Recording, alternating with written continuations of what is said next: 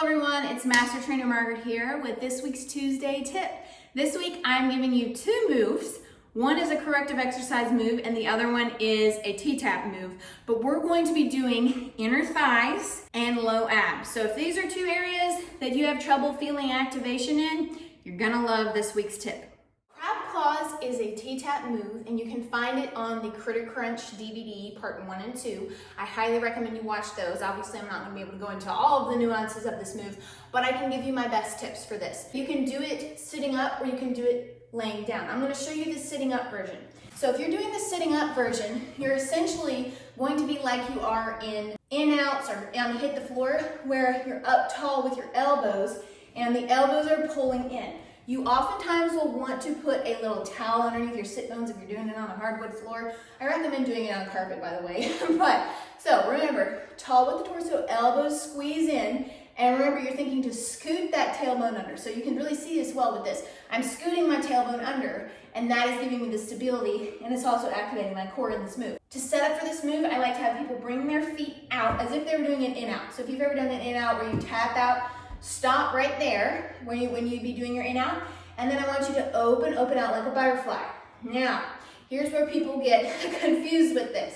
This move is about pressing with this foot to get that activation in your inner thighs and up into your core. You have to press those feet. Now, what I recommend is pressing the outside edge of your foot. So where your pinky toe is to about mid-foot, that's where I recommend you press. So try that with me. Go ahead, keep your shoulders back and scoot your tailbone under. Now I want you to press with the outside edge of that foot. Press, press, press. You should start feeling something on those inner thighs. Very good. Now if you have someone nearby, have them press on your knee and then press those feet into the ground and feel how much more activation you feel. You have to create your own resistance with this. You have to pretend like someone's pushing you on the top of your knee and then scoot that tailbone under and press. And you can also adjust your stance if you want to bring it in a little bit. Some people feel it better. We all have different leg lengths. So you can bring it in a little bit or you can bring it out. But regardless, when you press there, you should start feeling some activation in those adductors.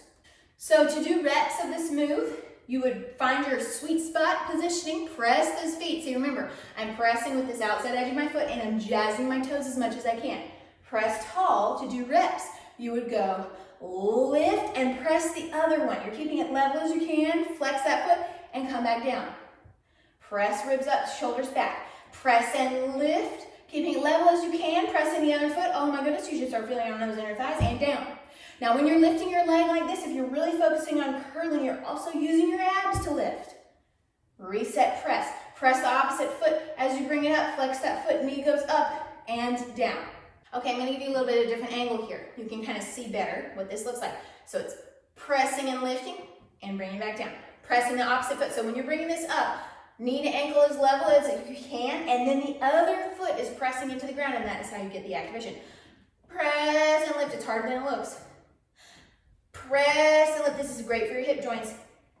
Press and lift.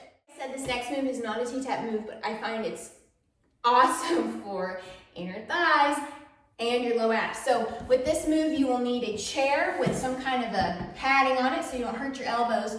But the goal with this one is you'll be having a ball or a pillow. You don't have to use a Pilates ball, but you'll need a ball or a pillow, and you're gonna squeeze the ball. Okay, let me show you. So you're gonna get your chair. The goal here is to squeeze the ball to lift yourself up. And when you squeeze that ball, you're activating your inner thighs, pelvic floor, and low abs all at the same time. So you'll grab the chair, pull the shoulders back, and now, very important, see how I'm not doing this? That will not do what we want to do. Keep everything locked in place, tall neck, and watch what I'm going to do. I'm going to squeeze the ball to lift it off the ground, looking straight down and down. Shoulders back. Bring chin in. Inhale. Press and squeeze the ball to lift. Your back is slightly curved. Squeeze that ball. Oh my gosh, you're going to feel it in those inner thighs really big and in your core. Inhale. And then next, I'll push in and squeeze the ball. It's like you're trying to pick that ball up with your knees and down. Last time, pull shoulders back. Inhale. And then push in and squeeze the ball. Push it up. See how I'm using my low abs? Hand down. So shoulders come back, squeeze and pick up the ball. You're pushing on the tops of your foot to get that curl and down. Push and squeeze the ball, look down. Last time, push and squeeze the ball and down. So that's a move that you can try. Remember, you can use a pillow, you don't have to necessarily use a ball. I love this one, I add this into my routine because it's a multitasker and I'm all about multitasking moves. Well, I hope that you guys enjoyed this week's moves. These are two of my favorites. I use these all the time. They're just great. So I'd love to hear your feedback on this. You can comment below or you can always send me a message. I will be back next week with a brand new tip. Thanks so much for watching and I'll see you next time.